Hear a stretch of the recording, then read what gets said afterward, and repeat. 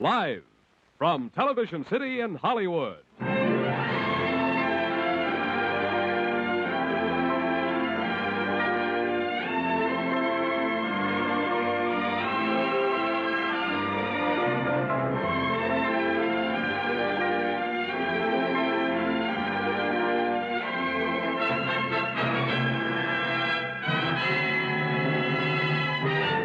Welcome back to another episode of Blu-ray Boutique. I'm your co-host, Rosalie Lewis. And I'm your other co-host, Tim Rosenberger. And today we are doing part 2 of the Golden Age of Television. If you'll remember, last year around the same time, we reviewed the first 4 features that were on this set from Criterion. And as a reminder, these are really live plays that aired on TV in the 1950s and really featured some pretty incredible performances when you think about the fact that they had to choreograph all of this and really did it live without, a lot of time for, changing things around in between commercials. There were limited commercial breaks and things like that. So a really cool set, and I'm excited to dive back in. Before we talked about Marty, the TV version, we also talked about Rod Serling's Patterns, No Time for Sergeants, where Andy Griffith made his first TV appearance. And of course, it later became a full-fledged movie starring Andy Griffith as well. And then A Wind from the South was the final one that we talked about last time. So this time around, we have 4 others. So we're going to be discussing Bang the Drum Slowly, Requiem for a Heavyweight, The Comedian, and Days of Wine and Roses. So before we get into this, Tim, I know that you're the one that proposed this last time, and so of course we're returning to it. What is it about these teleplays that really interested you in the first place? And having watched the 4 previously, how were your expectations going in? It seemed appropriate to dive into them during September because earlier this month as we record this, we had the Emmys for the past television year. New shows are starting up. New seasons are starting up. So I think it's appropriate in September to talk about the early days of television. Not the earliest days, but the pretty early days for them, when they were still doing live stuff and they were figuring out the form and how to do it and all that. Yeah, I would say for me, I was interested in the ones that we watched last time. I feel like, 2 were really good. 2 I was a little less impressed by. So I was excited when I looked at the cast of the movies, or the teleplays, I should say, that we watched this time around, because some bigger names popped up that I was pretty excited to see in early roles, or in some cases mid-career, I guess, for some of them. But yeah, definitely some familiar names, and also some more outings from, John Frankenheimer and Rod Serling. And so that definitely made me excited too, because I have loved a lot of their work up until now. Yeah, and I will say, recently in the past, I think it was the beginning of last month, so beginning of August, I did watch the feature film version of No Time for Sergeants. Nice. And I gotta admit, I actually didn't like it all that much. Oh, really? No. And I remember you liked the No Time for Sergeants, the teleplay. No, I love the teleplay. It was my favorite of the 4 we did the first time and stuff. I think the problem with the live action version, not live action, the feature film version of it, because the teleplay is like 50 or so minutes long, and then the feature film is like, I think, an hour and 20 or so. And essentially, the problem I had with it was, I think, because it's longer and there are more scenes, and the scenes that were in the teleplay and the feature film are dragged out a little bit longer. The jokes came a bit slower and stuff. It's still, I wouldn't say don't watch it. I'd be curious what you think of the feature film. But yeah, it's one of those rare occurrences where, I've seen the feature film of Marty, haven't seen Patterns yet, and I haven't seen any of the feature film versions of any of the films we're going to talk about today. But I think it's probably going to be one of the rare occurrences where I would actually recommend the teleplay over the feature film for people. Interesting. But that's... Yeah, I actually picked up a copy of No Time for Sergeants because I figured, well, I love this teleplay. I'm sure I'll love this too. And I haven't watched it yet. So now I'm probably going to move that up the queue just so that we can compare notes. But You're right, because I feel like comedy is rarely improved by adding more time. It's usually better the more like tightly trimmed it is. So yeah, it'll be interesting. But no, I mean you might like it more, but yeah, I'll be interested to hear what you think of it. Bang the drum slowly and play the fife slowly. Play the dead march as they carry me along. Put bunches of roses all over my coffin. Roses to deaden the clouds. let's go ahead and dive into the first of our 4 features. So the first one in this section is Bang the Drum Slowly. And this one is from 1956, directed by Daniel Petrie, and it stars quite the illustrious young cast. Paul Newman is the star of this movie, as well as Clu Gallagher, Albert Salmi, Rudy Bond, and a number of others. George Peppard pops up for a moment there. So a really interesting cast, and Paul Newman is very young in this. There's also a full, movie of this one as well that was made. But essentially, Paul Newman is a pitcher for a baseball team, major league team. Oh, yes. Holly, who is my wife, she says that there might be some people who don't know who I am from a lamppost.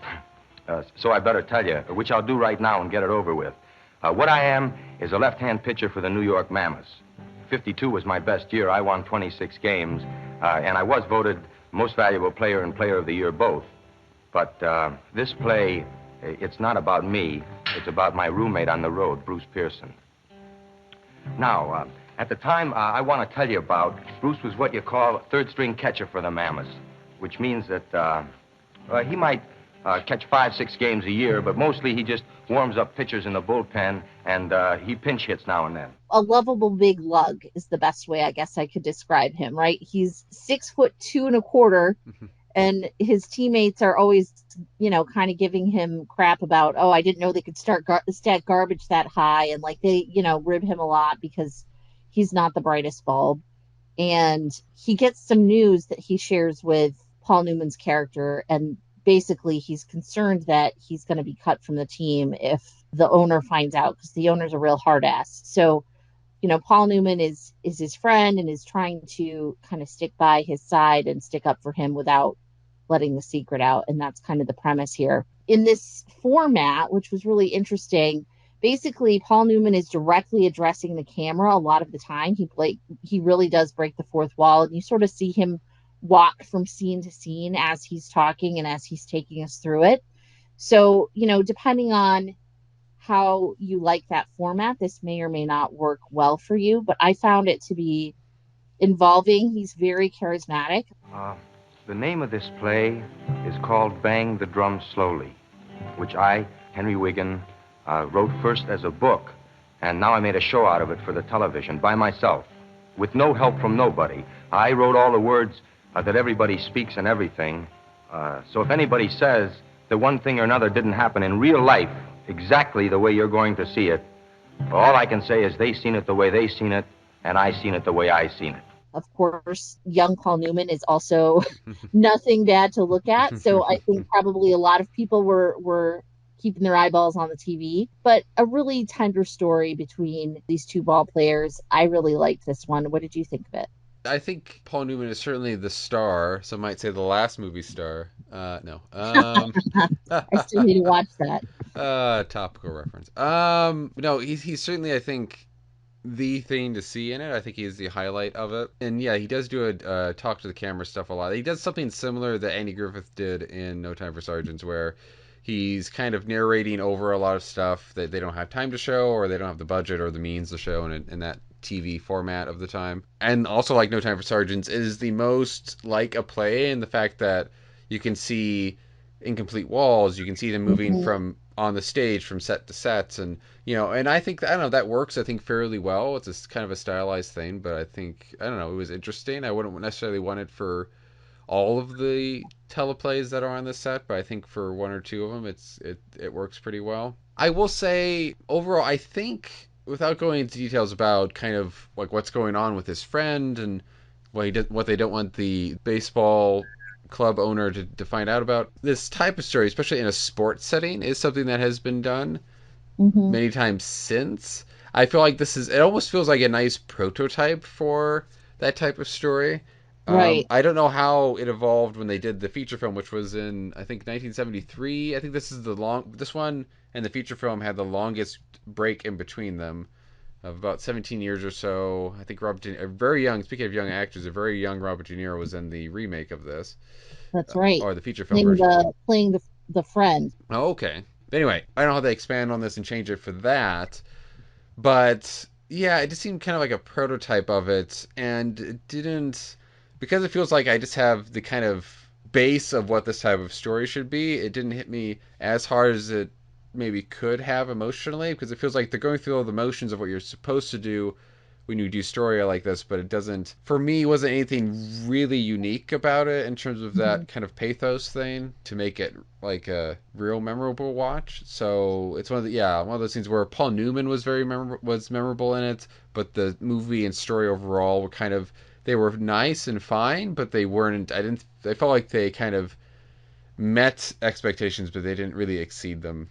I think it worked a little bit more for me maybe, and I don't know why that is. Maybe it's just because this was the first of the four that I watched and I was sucked back into, it's so cool that they basically were able to do all of this live. But another thing that maybe charmed me a little bit is, for a variety of reasons that I won't super go into, but basically I just had trouble tracking down a physical copy of this. I ended up seeing a version of this movie or this teleplay that actually included the original commercials. Oh. And it was sponsored by U.S. Steel.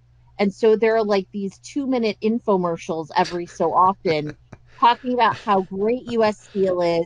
They have this very long section where they show how safe it is in their plants. And like they show all these signs about safety. And here's a mirror that they look at when they walk through the door that says, this is the person that's keeping your family safe, and it's, themselves. So lots of just kind of like hokey little details in those commercials. And then there was a second one that was like all about how beautiful steel looks in your home, and it was talking about like window frames, and I was like, this is kind of bizarre, but I'm also loving it because I don't watch a lot of commercials from the 1950s. So yeah, I think that added just an extra layer of interest for me. But the movie itself was also, again, I think, your mileage may vary. If you don't find yourself super charmed by sports movies, I get it. But this is definitely one of those sentimental movies that, like, the men in your life that don't cry at anything might cry at this. You know what I mean? It's one of those. So, it's a sweet movie.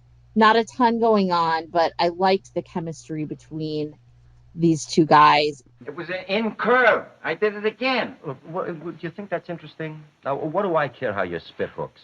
Well, it all depends on how the wind changes. I know. But see, you don't have to tell me every time how you made out. What are you laughing for? I don't know.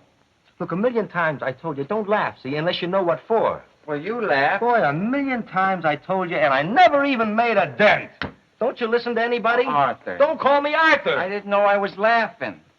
The word is author, see, which they named me because I wrote a book. And that's what the word means, is author, not Arthur. I didn't even know I was laughing. It just come out. You know what you'd make a real good one of? Huh? A tax collector for the Bureau of Internal Revenue. They don't listen to anybody either. And I also enjoyed, some of the interactions that Paul Newman and his wife have in this movie, too. She's pregnant, and he has some very sweet moments of, acknowledging that and being excited about becoming a father. I'm a daddy! I'm a papa. I got a baby girl, 8 pounds, 3 ounces, 19 inches long. That's great, Arthur. That's what I would want, a little girl. Or else a little boy. Again, it sounds like, as I'm saying it sounds super stereotypical and like sentimental, but I don't know, it works somehow. I also enjoyed the fact that there's this new young, superstar ball player that they're all excited about, and the owner's all excited about. And then he shows up and he's like driving a motorcycle into the locker room, and then he has to hide it in the shower so that the coach won't get mad at him. And there's just all these little quirky things going on, and I enjoyed that, as well as the coach being kind of he's a rough and tumble guy, but he also secretly might have a little bit of a heart, so I enjoyed that too. It's kind of, I don't know, like a mini 50-minute Frank Capra film in a way. I don't think it's as skilled as some of his better films, but I will say, yeah, I do think the actors are all good in this. The two main guys, Paul Newman and Albert Salmi. Albert Salmi. I think they're very good. I think Albert Salmi does a very good job at playing this kind of, I don't know how to say it nicely. He's kind of slow, but as Henry points out and kind of sees in Bruce, that Bruce is smarter and more capable of stuff than he is giving himself credit for. And it's partially just because he's maybe I think like a country guy who's kind of in the city, and I think maybe he's uncomfortable with that, and he's just kind of insecure and stuff like that. Everybody's got brains. It's just some people don't use them, that's all. Not me. I don't have any. Sure you do. All you need is confidence. Well, I don't have that either. Well, you could have if you wanted to. How could I do that? What do you mean? Just by doing it, that's all. Well, take me. Do you think I got confidence? Sure. Well, that's where you're wrong. See, I just act like I got it. But let me tell you, boy, days when I'm tired and when the curve ain't breaking, I'm scared to death, boy. I just don't admit it. I'll get in there and hitch up my britches and I'll spit. Well, here's the trick part, see. Whenever you're batting or pitching, either one, all you got to do is sort of crowd in there, and look fierce. Now, that's the whole trick, and it works miracles. I couldn't do that, Arthur. Why not? Look, half the people in this whole world are nothing but country boys like you, and the other half are country boys from the city. I like the fact that that Albert Salmi was able to capture that guy very accurately, of a guy who is kind of slow in the pickup, but he captured that very, very well in a very realistic, believable way, but also show kind of the inner depths and the inner talents that Bruce is just discovering in the teleplay himself. I would also say, not to give too much away about the other movies we're talking about, but this is the one that's probably the most upbeat of the four. Well, yeah, I guess, yeah. I mean, upbeat might be the wrong thing to say about the. I don't want to say too much, but anyways, overall, this is a more overall positive mood of a movie than some of the others. Let's just say it that way. Yes, I would say the overall movie for most of the length is more. It's it's the shortest of these. Yes, it should be said that the first four movies we talked about last time were all in around 50 minutes. This first one's about 50 minutes. The second one's about 70 minutes or so. Third one's about 74, and the last one's about 80. So they're getting closer to feature. Well, I mean, depends what your definition of feature length is, I suppose. But yeah, it is. I mean, it is the closest to a comedy. It has some jokes in there, and Paul Newman's kind of light and stuff throughout a lot of it. But yeah, there's certainly dramatic stuff in there. But yeah, I see what you mean. Throughout the whole thing, it is the most kind of easy sit, where the other ones can get pretty intense and are, for the most part, pretty straight dramas. So a little bit about this director. So for those who aren't familiar with Daniel Petrie, he is a Canadian director, and he also directed A Raisin in the Sun, as well as Sybil, the TV movie Sybil, Fort Apache, The Bronx, which was, of course, another Paul Newman. And, he also went on to direct Inherit the Wind. So, yeah, a good director, probably not a big name that people know, but he's definitely made some good stuff.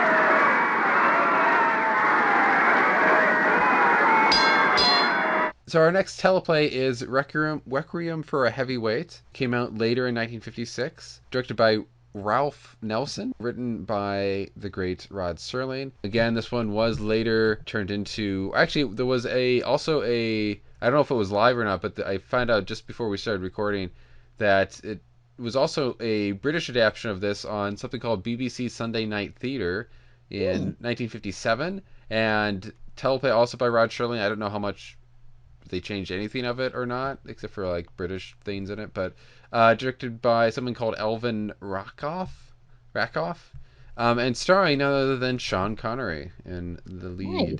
Anyway, but beyond that, it was later adapted into a feature film in 1962. Again, screenplay by Rod Serling, and that one starred Anthony Quinn, Jackie Gleason, and somebody we'll be talking about later, Mickey Rooney. I would say both versions were also directed by Ralph Nelson. But this version stars Jack Palance as our lead, as Harlan Mountain McClintock. Also stars Ed Wynn as a guy called Army. And basically, Harlan is a boxer. And as we start the teleplay, he has been injured, and a doctor comes to see him.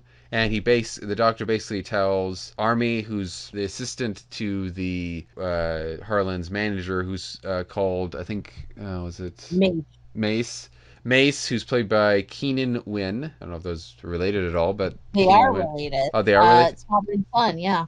Oh, okay. Anyway, the doctor tells Mace and Army that. Now look at his pupil. You see that's known as sclerotic damage. You see that tissue? Couple of good solid rights to that eye, and you can get him a seeing eye dog. Or maybe it don't happen to have it that way. Maybe some night he'll bang his head on the bathroom door and bleed to death. Either way, Mace. Could happen either way. No more. Mountain and I will both retire this week. Harlan does not take this news well. Well, what'll I do? Well, I don't know. You do whatever you want to do. Anything you like. It's as easy as that. No. I mean, a guy's got to do something. Well, so do something. Do anything you like. Yeah, but, Mace, I don't know anything but fighting. You know, I'm 14 years a pro. You know, Mace, I'm with you 14 years. And before that? Well, before that what? Who remembers? Why don't you go back home to Tennessee, man? You're always talking about it. Well, I was back there. Well... I haven't been back there all these years. I wouldn't know anybody. Nobody would know me. He's about, I think, 33 years old. He's been boxing for 14 years, so around 19 years old or so. Army tries to help him get a job and find a job. And in doing so, he runs into a woman who is trying to help him find a job through this agency. Her name is Grace, and played by Kim Hunter. And they kind of start to get a little thing going in between them romantically. And in the meantime, Grace really does want to see Harlan find something new that he can be passionate about. And meanwhile, Mace is needing some money that he owes because he made a bad bet regarding Harlan's fight, let's say. And he can't have Harlan fight anymore, but he's trying to get him into another money-making revenue avenue, but that Army isn't really supportive of, because he finds it would be humiliating for Harlan to do. But that's basically what's going on in this one. I would like to first draw attention to Jack Palance, who I think I've mainly seen him in his later bits and pieces of him in his later in his career when he was older and being more of a supporting character actor type guy. And so I think this might be the first time I've seen him in a lead part, certainly the lead of something. And what I liked about him was that at first, for me anyway, he seemed a bit stiff, and I wasn't so sure about his performance. And it seemed like I don't know if he's really doing a good enough job, or he's really up to snuff yet as an actor to pull it off and stuff. But what I liked about it as it went on is I figured out that, that's just kind of the character who's just kind of not... Well, he's basically kind of what you would think of maybe a stereotype of a fighter. He's not great with words necessarily. He's a bit awkward around people. He's very kind of rough, not like in a physical way. He doesn't like hurt anybody outside the ring anyway. But he's just kind of a gruff dude who obviously probably hasn't had tons of formal education and doesn't really know enough about the world to really kind of get around it as well as he should. Again, he just really knows boxing, and it's really, I think, a very good performance of capturing this very specific character type. But again, kind of like Paul Newman's friend in Bang the Drum Slowly, Jack Palance in this one really captures that real life person who you may not know or you may know, but certainly exists out in the world. There's little to no artifice about his character. He just is that type of guy. So yeah, I think really it's Jack Palance who really gives this. It really grounds the teleplay and gives it its weight and obviously its pathos and all that. So I really have to give credit to him first and foremost. Oh, for sure. I loved Jack Palance in this. And, he's somebody that some people might be familiar like you with his later work. Like, he was in Batman, he was in Young Guns, he was even in City Slickers in a memorable role. But I remember him from a couple of film noirs that I've seen. So he's in Panic in the Streets, which is a really good film. And then he also plays a supporting role in Sudden Fear as Joan Crawford's husband, who may be trying to kill her. So he's a really versatile actor because he's done those noirs. He's done a lot of Westerns. And then, in this, he's like the least threatening, because those are all ones where he kind of plays a heavy. Mm-hmm. And it makes sense that he would be a heavyweight, boxer, but he's not threatening at all in this movie. He's just this sweetheart who, is basically completely spent and doesn't, like you said, doesn't know what to do with the rest of his life. And the people around him are, not exactly helpful. I would say Army is more helpful than Maish, because Maish is just trying to get his money back, basically. And at least, Army is like trying sort of half-heartedly to keep things on the straight and narrow and give him a good shot. But yeah, Jack Palance is fantastic in this movie, and the writing in this as well is phenomenal. So, this is again a Rod Serling script, so no wonder it's good. But I thought that the way they carry off some of the dialogue in this movie, especially the scenes between Maish and Army, where they're kind of arguing about the ethics, basically, of what they're doing to Mountain, was really just phenomenal. I really enjoyed that kind of conversation. So I had to write down the exchange because I really was impressed by it.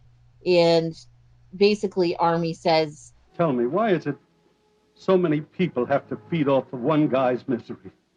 Tell me, Maish, doesn't it make you want to die?" And that just kind of sums up this movie. That's kind of exactly what they're doing. I also really like the scenes between Mountain and the Kim Hunter character, where they're still just getting to know each other. He's a little bit shy because obviously he's not been around a lot of women. He talks about how he's ugly and he doesn't want to be rejected. And, she's very sweet to him. But at one point they hear some music playing, and he says that he never knew any music by heart except for the national anthem, because that's the song that gets played before all the fights, which I thought was very kind of like a really cute detail, because it makes sense that, he wouldn't have time for a lot of hobbies or, kind of spending time listening to the music of the day. He's, all about training, and it's such a single-minded kind of line of work, if you even want to call it that. So yeah, I like that little detail. Well, I like, in terms of their relationship too, there's a line we talked about near the beginning when he's talking to her about how he was set up with the date once. And they were waiting for us after the fight, waiting outside. And so when we came out, this girl was supposed to be with me. She came running up to me and She what, Mom? She turned around and she ran away. She looked at my face and she ran away. Oh, no. Now, that shouldn't have hurt. I know what I look like. I know what I sound like, too. But it did hurt. I didn't want it to happen again, so I never let it happen. And there's a cute moment near the end of the film where they're thinking about maybe saying goodbye and stuff like that. And he says kind of just sweetly and quietly to her, "Thanks for not running away."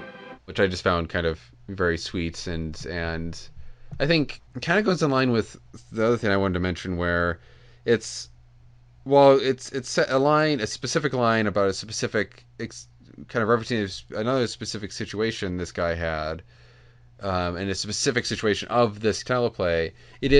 It's successful, I think, because like a lot of things are successful in writing, and whether it be movies or otherwise, is that Rod Serling, while it's this very specific situation, it's a very universal kind of feeling that he's talking about, of people, we date people or, are with people, friends or romantic interests or whatever, and they kind of, maybe we get rejected, or maybe they figuratively or literally run away or whatever. So to have somebody who's not doing that, who obviously does care about you and is interested in you, finds you attractive or whatever, it's just a very sweet and universal thing that he's getting to the root of, even though it seems maybe on the surface that it's a very specific situation.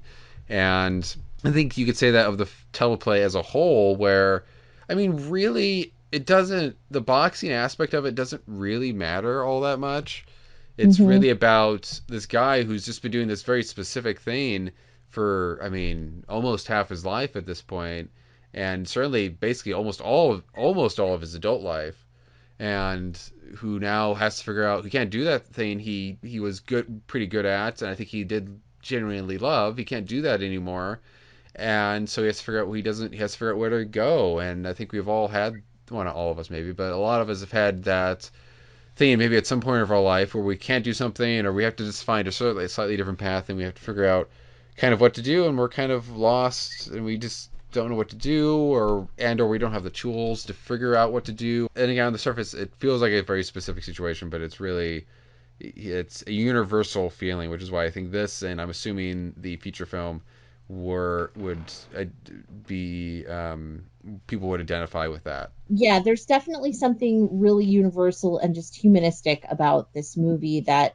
regardless of whether you care even one iota about boxing or fighting, or, maybe you have never even watched a black and white film, let alone a teleplay from 1956, I think this is one of those movies that would have universal appeal. So just get lost in those big puppy dog eyes that Jack Palance has, and his cauliflower ears that he's sporting. So they did a good job with some prosthetics there. And yeah, this is a really special one that I think really struck me when I watched it. And this is probably the one out of all of these that I could see myself going back to a few times to rewatch.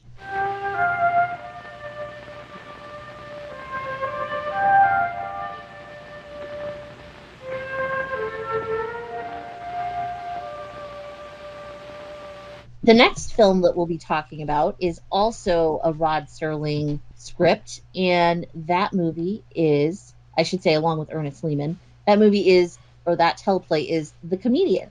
And this one was directed by John Frankenheimer, came out in 1957, and also stars Kim Hunter. So she's pulling double duty here tonight. Edmund O'Brien plays a significant role in this one, along with Mel Torme, Constance Ford, Whit Bissell, King Donovan, Eddie Ryder, and several others. And you might think, with a title like Comedian, that this would be a laugh riot. I'm sorry to say, well, not sorry. I will just say that title might be a bit misleading. It is about a comedian, but he is one mean SOB. And he's played by Mickey Rooney. Basically, this character is a comedian who used to do vaudeville, and he has his own TV show now. And this guy is so hard on everybody around him, and he thinks he is like the hottest thing since, baked potatoes. Now listen, everybody. This was pretty rotten. Now let me tell you that right here and now. This was pretty rotten. You walked through this whole thing like a bunch of zombies. I could have gotten more spirit over at Forest Lawn. Where's my so-called choreographer? Is he around any place? Where did you get your training? At Barnum and Bailey? And he is just complete a-hole, basically, to everybody around him. I don't know why they put up with him, but the movie gets into that a little bit, of why, he attracts people, but also is driving them away at the same time. Letterboxd description has a word in it that I have to read the sentence just so that you can tell me what you think it means. But it says his most vituperative behavior is reserved for his weak-willed brother Lester. So I don't know what vituperative means exactly. Well, let's look it up. Well, let's look it up. All right. Let's use the internet. Seems like a good exercise, right? Yeah. Nora McIntyre, if you're listening to this, you have a better vocabulary than us. You should travel through time and tell us what this word means. It means fairly straightforward. Where once you know the I don't know why they use this word particularly, but it means bitter and abusive. Interesting. Okay, well that's accurate. So, word of the day: vituperative, meaning bitter and abusive. I hope you don't have a good reason to use this one a lot in your daily life, but yeah, that definitely describes Sammy Hogarth, this character. And Mickey Rooney, who, of course, is still pretty young back then, is just super, super good at embodying this role. I don't know what he was like off screen. I would hope he's not like this, but he's really good at playing the character. Yeah. And, he would have run away with this picture, but he also has some really stiff competition in the acting department from Mel Torme, Kim Hunter, and Edmund O'Brien, who are all just giving incredible performances as the people around Sammy, who both enable his behavior, are victims of his behavior, and are just all part of this very odd relationship that they're all in. But it's a really interesting examination of fame and what it does to both the people who are famous and the people who are sort of attracted to that glow, right? It's sort of like a moth to a flame, to use a very hackneyed parallel, but that's what I thought of, right? Of like, where you put one of those bug zapper lights out there and the bugs can't help but fly to it. That's kind of how these folks are, right?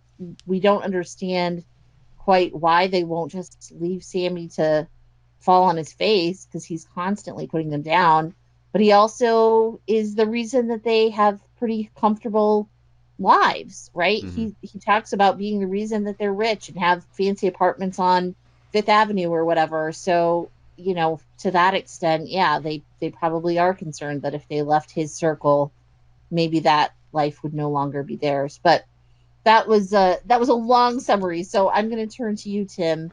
What did you think of The Comedian? Well, I will say, for a bit of background, the person who wrote the novel or the story or novelette or whatever, Ernest Lehman, I don't know how to pronounce that. I don't know if he wrote the screenplay for it, but he wrote the screenplay or the source material for The Sweet Smell of Success, which is which apparently I haven't seen The Sweet Smell of Success, but has apparently similar elements. And one of the characters in it is also in this one, a gossip columnist, played by different actors. That is true. Yes. But anyway, the what this is based on, apparently, according to Wikipedia, the always correct and never wrong Wikipedia, there was some speculation about the comedian character in this, Sammy Hogarth, possibly being based off a real person. There was guesses about it being Milton Berle, Red Buttons, or Arthur Godfrey. It looks like if it is based off one of those three, is most likely Milton Berle, who, I'll just read this little thing on Wikipedia real quick.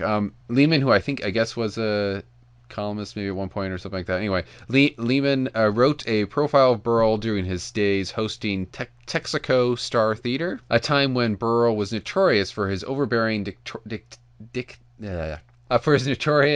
kind of overbearing dictator-like style, directing considerable venom at his brother, who worked on the show. The magazine that assigned Lehman considered the profile unprintable, fearing a lawsuit. Lehman then wrote a fictionalized treatment as the comedian. Berle's only reaction to the production tends to confirm its origins, with Lehman's article, where Berle said, "I wasn't that bad." Interesting. So that doesn't surprise me that it could be based off Milton Berle, who, yeah.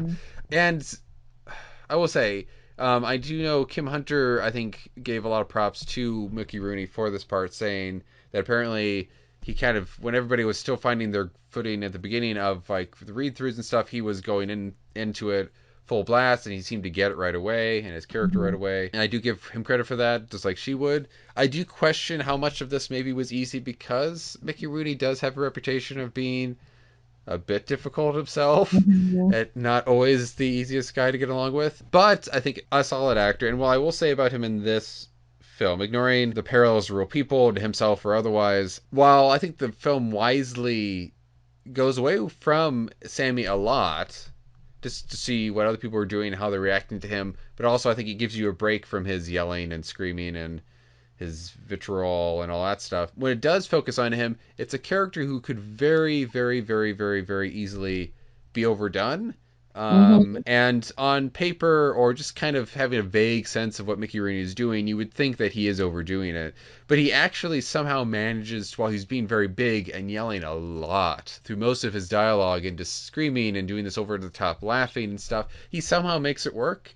I don't know how he does that, but if he did, it's one of those things where if he did just a teeny tiny little sliver, like a caterpillar leg more of what he's doing, he would be over the top and it wouldn't work. But he manages to do it fairly well. So yeah, I do have to give props to him for walking that tightrope so well and pulling it off as well as he does. Yeah, he definitely, because he has some quiet moments where you do kind of see a little bit of, maybe insecurity or humanity poke through just barely. Mm-hmm. You can sort of imagine that at one point maybe he was not as self-involved, and I think that helps to ground the character a little bit because, yeah, I mean, he remains believable, and I don't know if that's because we've had a lifetime of hearing about how bad people in show business can treat their underlings, but he is a believable character. Mm-hmm. And we've all, probably had at least one boss in our life that talked down to us at least once or twice and know how that feels. So you don't have to be in show business to get it. Like, mm-hmm. There's entitled people all over the world. There's also some really funny lines that he says, which, like, if they were aimed at me, I wouldn't enjoy, but I did quite enjoy when he's critiquing the choreography and he says that the dancing women dance like elephants and he expected them to lock trunks at any moment. So, he has some funny lines amid all his biting stuff, but I think, again, like, some of the best scenes are actually with the other people that are in the movie. And in particular, Edmund O'Brien is somebody who I love. He's an actor that I will see in anything, and he's been in a ton of my favorite category of movies, right? So, The Killers and White Heat and DOA and Hitchhiker and a lot of others that I could name. So he's somebody that anytime I see him on screen, I kind of get excited, and this was no exception, and he didn't let me down because he plays that put upon guy who's just really trying to, like, walk that line of doing his job and not getting fired, but also, maybe he's compromising himself in certain ways. And I really enjoyed kind of seeing that character come to life. The three main people we have around Sammy are the guy you just mentioned, Edmund O'Brien, who plays Al Preston, who is kind of like I think the head writer for Sammy, and is kind of leading the team who are trying to, basically the teleplay is centered around the few days before a big show that Mickey Rooney is going to do, or Sammy Hogarth is going to do. He used to do like a half-hour show, now he's going to do a 90-minute show. And it's really important that the first show, I thought it was a special, but I think it's supposed to be an ongoing show. The first show does really well. Or at least Sammy feels. There's actually a bit of dialogue about how Al says how... Yeah, but I'm all tensed up. I'm nervous or something. I don't feel so... What's the matter, Sammy? You just said you felt great. Oh, come on. Don't you know when Sammy's whistling in the cemetery? Sure, good rehearsal, good Sammy, good everything, but I'm scared, don't you see? Because it's too important. It's too big. Just to be able to see Gleason and Burl and Caesar. See the jealousy in their faces. Be able to spit at them, If I could only stop caring, Al. I could only say to myself, oh, Sammy, it's just another show. But I can't, see, because it's too important. It means too much to me. It's just another show, Sammy. Wait a minute. Is it? Mm-hmm. It's just another show.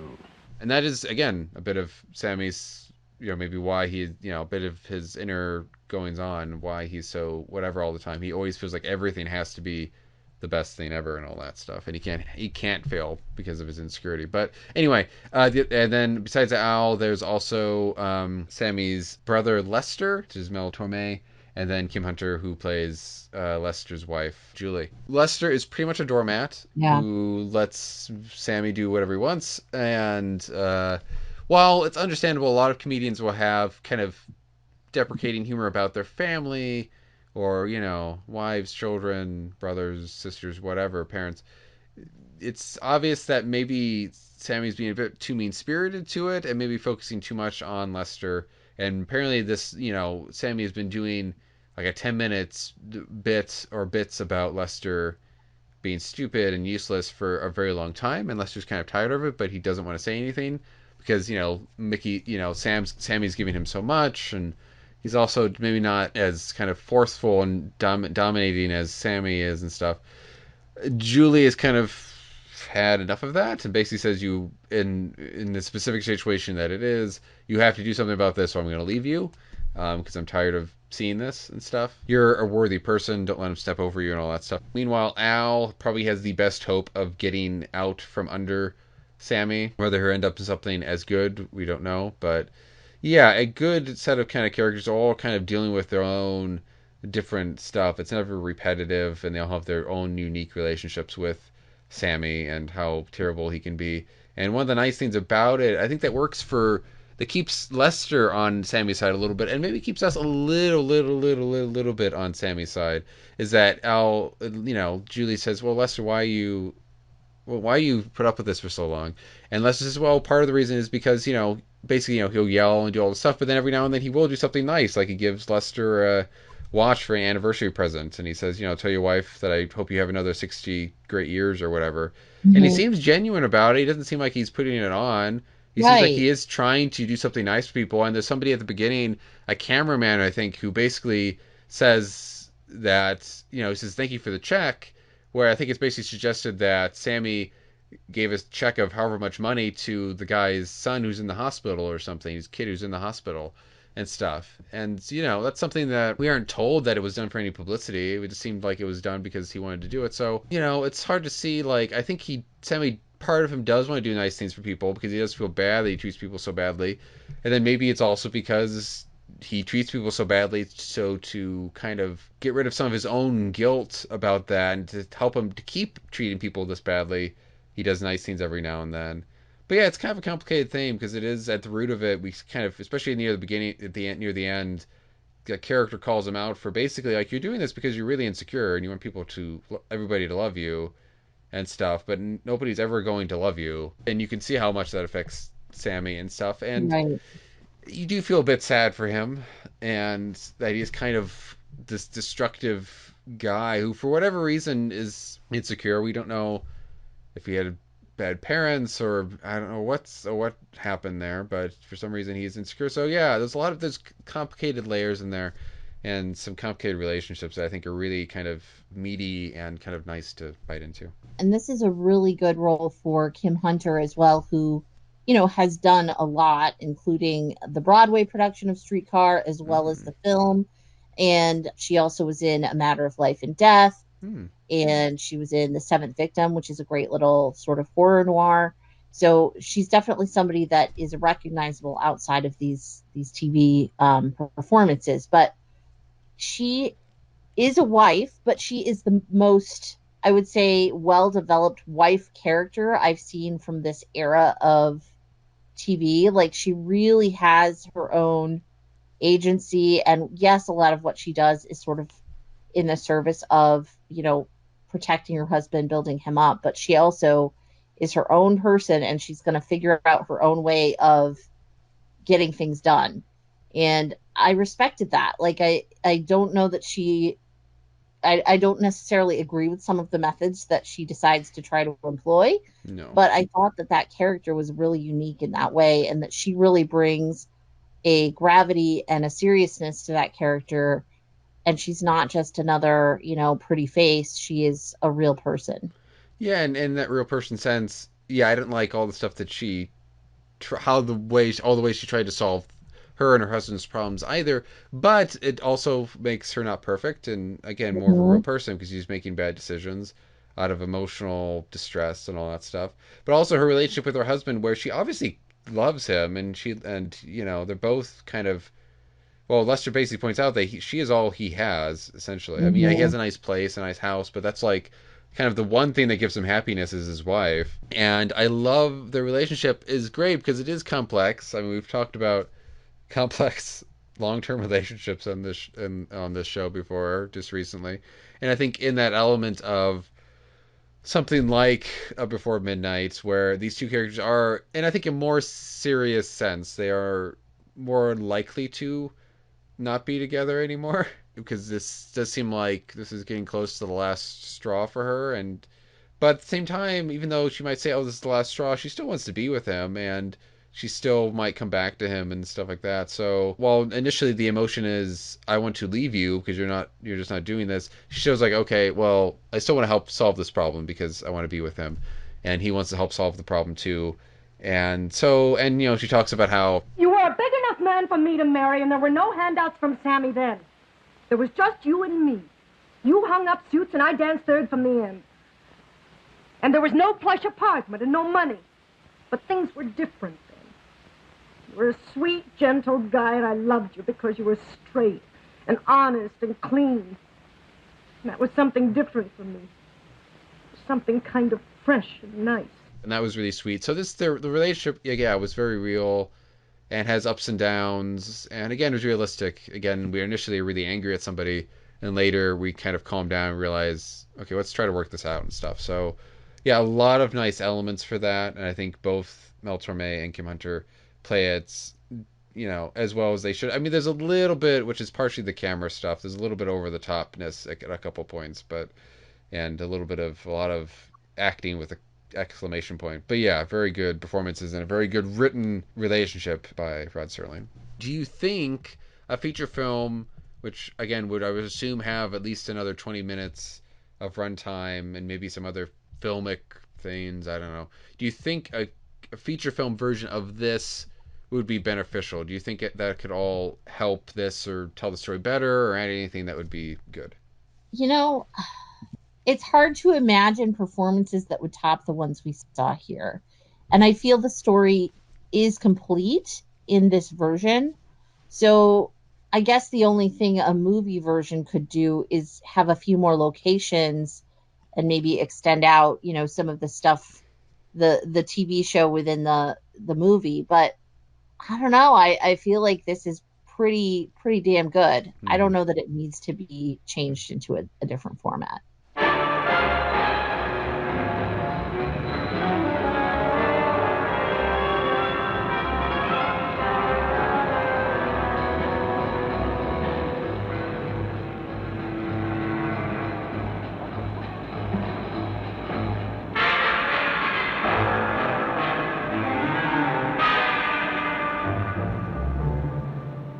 Okay, so our last teleplay is from 1958. Again, was later adapted into an Oscar-nominated, I don't know all the nominations it got, but I know it was nominated for Best Picture, 1962, Days of Wine and Roses. I forget if I even mentioned that, but that's the last one. The film version had the same writer, J.P. Miller. The feature film was directed by Blake Edwards and starred Jack Lemmon and Lee Remick. And I thought the teleplay was also going to star Jack Lemmon, at least in the main guy role, because I know he did some teleplays with this television show that did all these live plays and stuff, but he is not in this one, sadly. Instead, our main people, and by the way, this was also directed by John Frankenheimer, but our main people, it's a couple. We have Joe Clay and his eventual, pretty soon after the teleplay starts, wife, Kirsten. Joe is played by Cliff Robertson, a young Robertson, and Kirsten is played by a young Piper Laurie. But Joe and Kirsten are... Kirsten, I don't know if she's ever listed to have a job or not, but she comes from a nice little comforting background and all that stuff. Seems nice parents. But maybe has a bit of a rebellious streak in her.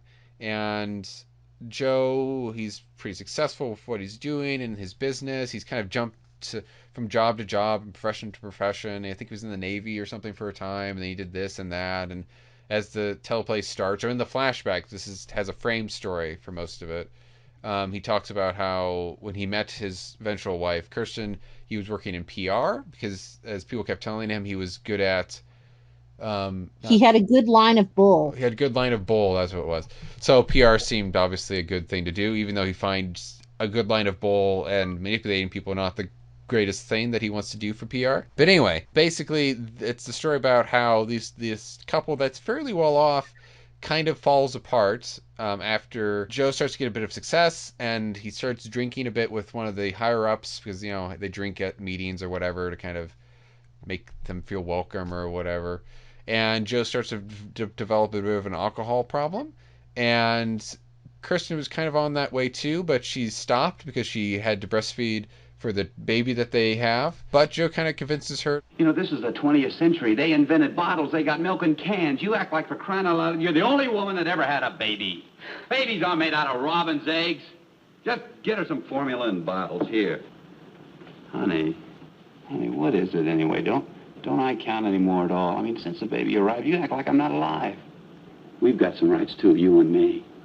Honey, all I want is a couple of laughs, that's all. Look, when I come home late at night and I've had a couple to drink and you're cold, sober, and tired, I know I seem loud to you and everything, and I guess I am, but you didn't used to think so.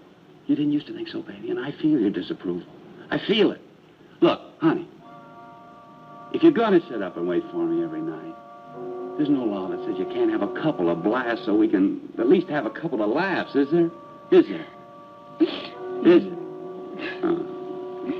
No, not. And he gets her kind of hooked on it again, too. And it's kind of these people who are struggling with alcoholism and going to very bad and sometimes very dangerous lows, who have this very, very, very, very serious problem, who cannot seem to quit the habits no matter how much help they are getting.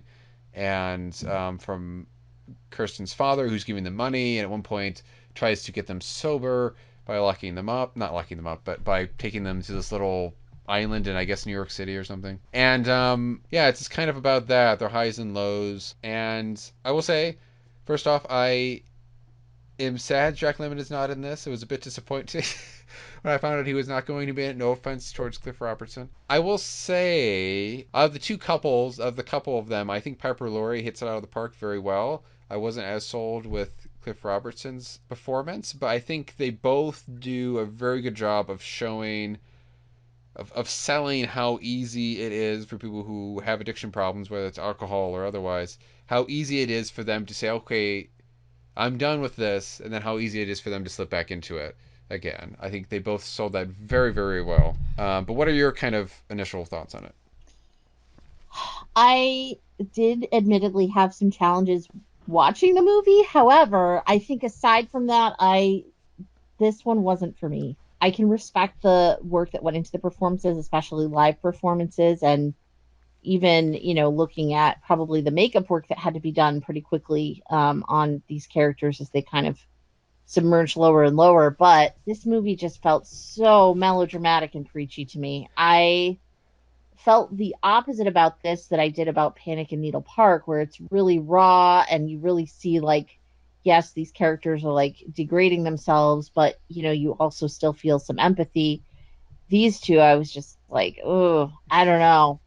I couldn't get there. I have to be honest. And I know a lot of people really like the movie version, so maybe I would like that better. I do love Jack Lemmon. Oh, yes. But, oh boy, this was a tough one for me. Yeah. Oh, again, obviously it's a very serious subject, but yeah, there is, like a lot of these teleplays, there is elements of melodrama in this. Again, I think Piper Laurie sells the melodrama a bit better. I can believe her a bit better with it because I think she's selling this character who's having a breakdown at a lot of different points in the teleplay. We've got our own home. No, we don't. And I'm not going back there. Never. I want to be where people live.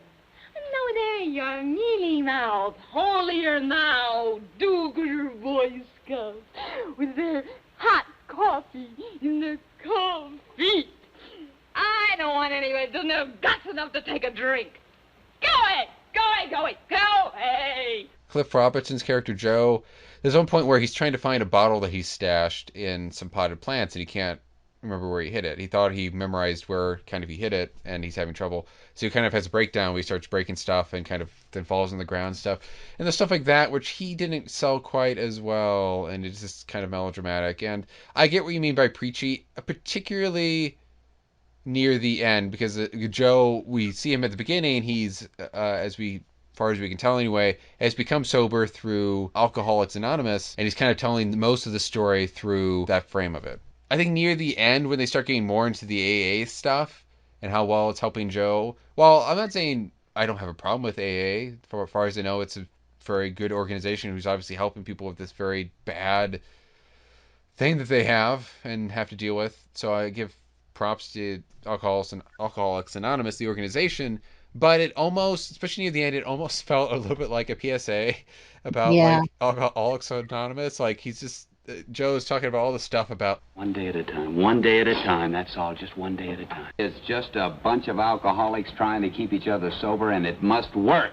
I've managed to convince Kirsten that AA is a good thing, that it is not a place where people get up and degrade themselves.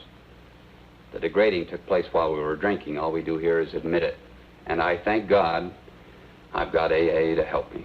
Like, he's just almost saying slogans of AA and stuff, and it was not laughable, but it was a bit like, okay, like I feel like I'm watching like this is almost like these bits of the movie almost feel like something my school would be showing us in class about the dangers of getting addiction and alcohol and stuff. So that was it was a bit not laughable, but kind of eye rolling and whatever. Right. Like it felt like product placement for Alcoholics Anonymous, if that makes sense. And again, I understand maybe in the 50s people were less familiar with that organization or the work that it did. I don't know. And I did enjoy Serling Hayden kind of coming in at the beginning and the end to actually give an introduction, and then at the end he does kind of talk about how to reach your local AA chapter. Like that was nice. Probably I liked it just because I like Serling Hayden, but I don't know. There were some sweet moments between the couple, but there was almost right from the outset, like they're so toxic. It just was hard to watch. Yeah, I think I could see a bit more of. Because even, like you mentioned Panic in Needle Park, even in Panic in Needle Park, while that is a very toxic relationship throughout most of that movie, that begins with some sweet stuff between those two characters. It does. Of some sweet jokes, and Al Pacino in that movie is doing, the sweet little dance with a nurse while the other character's in a hospital, and, and he's being all sweet and stuff. And while it quickly goes into he's stealing the TV and doing these drugs and all that stuff, it does start with something sweet. This one, there was something kind of maybe not quite slimy, but there is something kind of about it when they initially start talking. It doesn't feel quite right. I don't know if that was intentional or not, but I can see what you mean. It doesn't quite. You maybe needed to have a scene or two before they start getting into the drinking. That scene where they first meet, and then where they're kind of talking by the river or lake or whatever it is about stuff. Maybe have both these sweet moments that aren't problematic before you get into the problematic stuff. But I think part of it. I hate to be hard on Cliff Robertson. I think if we had a better actor playing Joe, it would be a bit easier, especially if they're proselytizing near the end. Because again, he is saying it a bit too stiff and a bit like he's just reading off a teleprompter for like a PSA thing. So right. He's got the 12 steps literally behind him as he's talking. So I think if you had an actor who could sell that a bit better, one of those actors like a Jack Lemmon who can make pretty much anything entertaining, you could sell those very kind of slogan-like lines a bit better and stuff. So I think that's part of the problem. Again, I don't want to totally knock what Cliff Robertson is doing. He does have some good moments, in my opinion, in this where he does sell what they're trying to do very well and stuff. But I will say I do like, again, showing the ups and downs of this couple. Of you think you've beaten it and then you don't, and even when he thinks maybe he has beaten it through Alcoholics Anonymous, maybe he hasn't actually, and there's still work to be done there. Showing the constant chronic condition work of being an alcoholic, that it's not just you're done, whatever you have to work on it all the time. I think that is good. I think showing that at some point maybe if your partner or somebody you care about is not beating this horrible thing that they're doing, eventually you do maybe just have to cut ties with them. And if they want to come and try to put forth the effort to beat what they're doing, then yes, you will support them and you will love them and all that stuff. Fine, but if they're not, then at some point you have to cut them off. I think that was a very good element. So I think the writing has some very nice elements to it and stuff. I think maybe the selling of all the ideas isn't as good as it could be, but I think the base for it is solid. I do wonder, I've seen so many movies about like drug addicts and things like that, that maybe this is my own failing or not, not taking it seriously enough. I realize that alcoholism is a real thing and has horrible effects, but I guess I've just, I've seen like Requiem for a Dream and all those other movies. And so this was like kind of in that vein, but just for drinking. And I don't know. It was a little over the top to me. Yeah, I can see that. Yeah, I can see it. I would be interested to see the feature film. I do think, I'm assuming, I don't know how much has changed in it. It adds this is 80 minutes long, but the feature film is like an hour and 20, so it does add quite a bit of material, or at least elongate a lot of it. But I would assume stuff that I hope is in there, because there's some stuff that I got annoyed with that we were told about, and that's part of the problem I think too with it, is that Cliff Robertson, in his framing of it when he's talking to the other people in AA, telling his story and all that stuff, is that he is doing a lot of telling and not showing, where he talks about how I began to worry that maybe she was an alcoholic. Not that I was. or that she was. I began to worry about leaving her alone with the baby. But as it turned out, I didn't have to worry on that score because I didn't have to go to Houston anymore. I was fired. Well, you know the pattern after that. Fired from one job after another, going into debt, trying to freelance, kicked out of another apartment, lying to ourselves, lying to everybody, never facing reality. And instead of getting just to see that and to see examples of it, we're kind of told it, which doesn't work nearly as well. Or at one point he talks about how Kirsten accidentally set a fire, and then they got kicked out of the house. That's a very big dramatic moment you would think they would take advantage of, but then they just tell you it.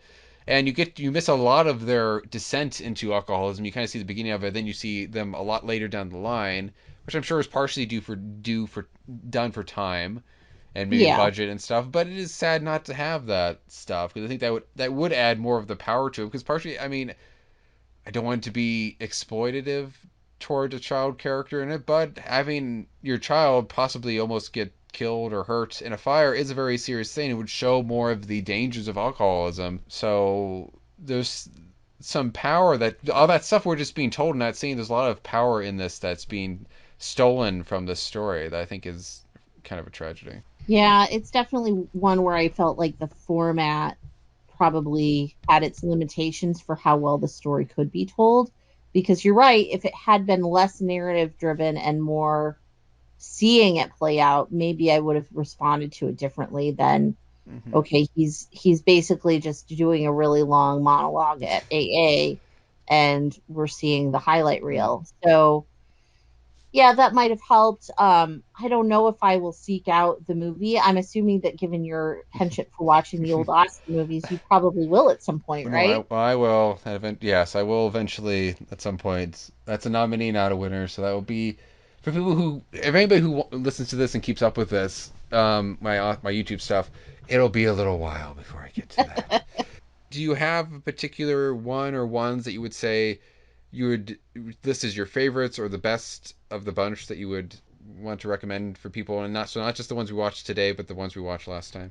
Yeah, I would definitely say, it's funny because before I would have probably said Requiem for a Heavyweight, but now I think I've talked myself into the Comedian being my favorite one out of all of them. Comedian closely followed by Requiem for a Heavyweight, and then definitely No Time for Sergeants. Those three were the big standouts for me. Yeah, I would say for me too. Obviously, television was in a very different place in the early to late 1950s than it is now, and stuff. Do you think / would you want to see a television do this now, something like this now? Do you think television? I mean, we have anthologies now and stuff like that, but we really don't have like filmed plays or plays that are really kind of focused on writing in the way that plays are and stuff, and focus on the actor as much and stuff. Do you think we could do this kind of filmed play thing, whether it would be live or not, but we could do this film play thing now? And would you want to see that in a television format today?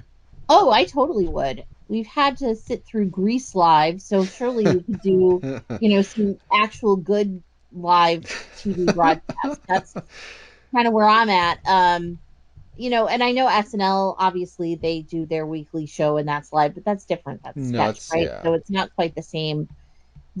I think this format could play well, for probably, I would guess not necessarily a streaming service, but maybe like an HBO or, one of the more premier. Well, they have channels. Well, this is kind of cheating, but I do know my in-laws have, I think what it's called, it's like Broadway Live or something, where you can watch streaming versions of different Broadway shows and stuff like that. But that seems almost cheating in a way. But yeah, something that a specialty thing, that could do something like that. It would be nice. I mean, you have stuff like, ignoring the questionable live musical adaptations that they've done over the past however many years. You have stuff like a Hamilton or whatever, which is obviously more of a filmed stage thing. It's not necessarily TV. Mm-hmm. But people, I think, would have interest in stage stuff too, musical or otherwise. Musicals are obviously easier to sell, whether it's on TV or stage. But yeah, it would be nice to see something kind of like this. It's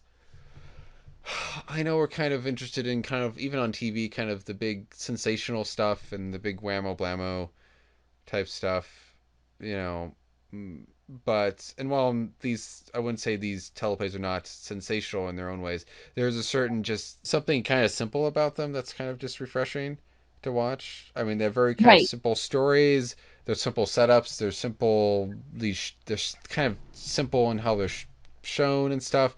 And it would just be, refreshing. Not everything has to be complex and big and stuff. So it'd be nice to have something like this again.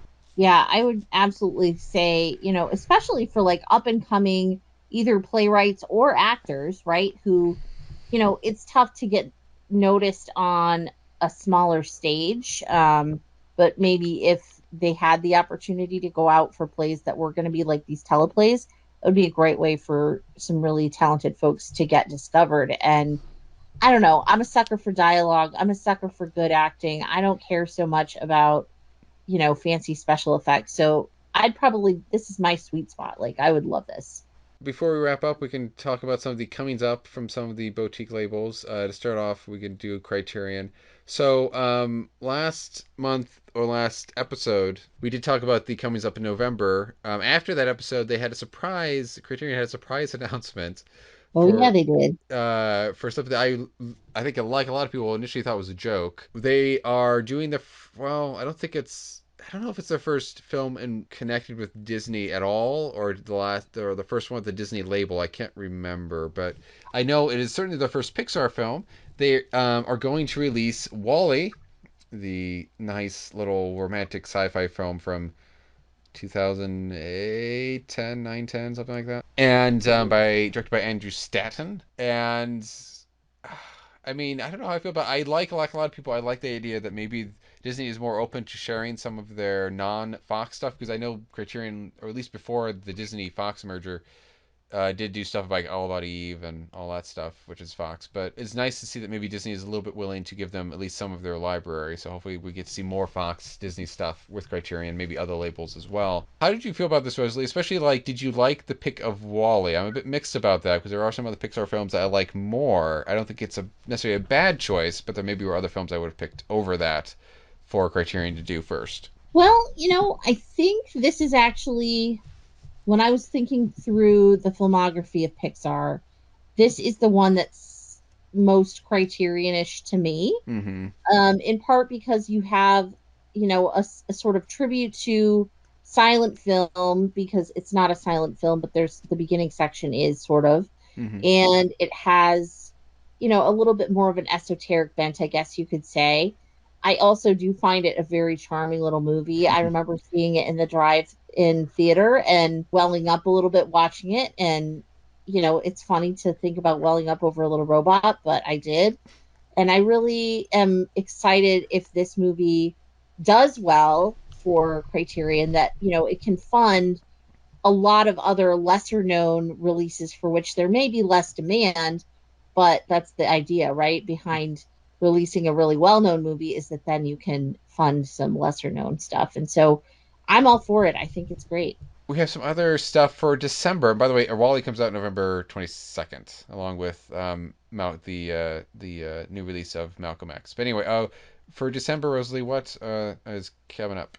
All right. So in December, we also have Michael Haneke trilogy, and that one is coming out on December 6th. So we've got The Seventh Continent, Benny's Video, and 71 Fragments of a Chronology of Chance. I have not seen any of these. These are his first 3 theatrical features, and he is one of those auteurs whose movies I have seen a few of, and they are definitely ones you have to be in this particular mood for, at least in my opinion. But I do think he's a skilled filmmaker, so interested in catching up with those at some point. Next, we have a Swedish actor turned director, May Zetterling, who also will have a triple box set coming out. So 3 films by her, and those are Loving Couples, Night Games, and The Girls. These are all from the 1960s, and I haven't seen them, but I'm always in favor of female film directors, and this is not one that I'm familiar with. So I'm excited to check these out. And next up, we have a recent film, actually, I believe it was from last year, Todd Haynes' documentary, The Velvet Underground. And this one has a super cool sort of negative shot poster, which I really like. So that's a cool cover. And then finally, the one that I'm the most excited about, if you follow me on Twitter, you already know, is Cooley High. I love this movie. It's set in Chicago. It's the 60s, and it follows some Black teens that grew up on the Cabrini Green housing project. And, it's really just a couple days in their life, but it's a fantastic movie, great coming of age film, and influential on a lot of filmmakers. So definitely can't wait to get a proper Blu-ray copy of that one. So I'll quickly run through a few other ones that I'm excited about from some specialty labels. So Desperately Seeking Susan by my beloved Susan Seidelman is coming to a British label called Final Cut Entertainment, and this is going to be a deluxe version that will have some new interviews as well as a really nice kind of layout of like lobby cards and a poster and all kinds of cool stuff that comes along with it. So that is coming out in November. And then from Kino, a movie that I love with Clint Eastwood, directed by Don Siegel. It's Escape from Alcatraz, released in 1979. This is coming to 4K Blu-ray. So I'm not sure if a regular Blu-ray existed already or not, but in any case, should be a nice upgrade for folks. And that is coming out on November 28th. The only thing I had to recommend, I've mentioned this kind of a little bit. Lately, I have been mentioning Classic Flicks. Again, that's Classic, then Flicks, Flix. I've mentioned, I think, before that they were doing releases of the Little Rascal sound shorts from the 1930s. And they released some different, I forget how many volumes, but multiple volumes of that. I think the first couple volumes are now out of print. But, luckily, for the 100th anniversary of the Little Rascals, they are releasing a complete volume of it that completes all the shorts into one 6-disc Blu-ray set and 8-disc DVD set. That comes out in... I had the date. It comes out on November 15th. So if you're a Little Rascal fan, I would check that out. Okay, so to give you a heads up on what is coming up next month for October, we are going to be doing some stuff that is a bit of horror but is kind of more thriller-esque. 2 films from Alfred Hitchcock, The Lodger, A Story of a London Fog, and Notorious. Then November, we're going to be celebrating our 3rd year anniversary with Twin Peaks: The Missing Pieces, which if you don't know what that is, we'll explain when we get to that point. And the 3rd, and as of right now, I'm assuming forever, final season of Twin Peaks, The Return. So very excited about that. And then for December, we're going to be celebrating the feel-good season with some feel-good films, Going My Way and The Bells of St. Mary's, with both with Bing Crosby. But until next month, where we dive into Alfred Hitchcock, you can check my stuff out at my YouTube account, which you can find through my Twitter account, which is at CinemaPackRats. I know I keep saying this, but I do promise before October, before that episode comes out of this podcast, there will be some cool stuff on my YouTube channel that I'm very excited for. It is almost ready. I'm very impatient to get it done, but it will be coming soon. And you can find me on Twitter as well. I'm at Rosalie Lewis. And I also write for F This Movie, which is fthismovie.com. And I have recently returned from the Film Noir Festival in Chicago, so I did a little write-up of that. And probably by the time this episode comes out, I will have also co-hosted a podcast with F This Movie on neo-noir. And you can also check out our parent site at its website at 25yearslatersite.com and its Twitter account at 25YLmedia, where you'll find links in its bio to its other more specific Twitter accounts having to do with horror and sports and all that stuff. But until next time, why don't you prepare yourself for some suspense and thrills with Alfred Hitchcock. We'll see you next month.